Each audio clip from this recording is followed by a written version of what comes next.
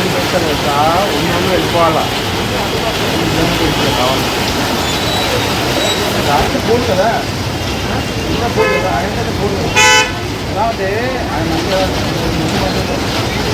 ఆయనలో పోదు తీసించేదాకా పోదు, ఆయనలో పోదు తీసించేదాకా పోదు, ఆయన మంచిగా ఆయనలో పోదు తీసించేదాకా పోదు.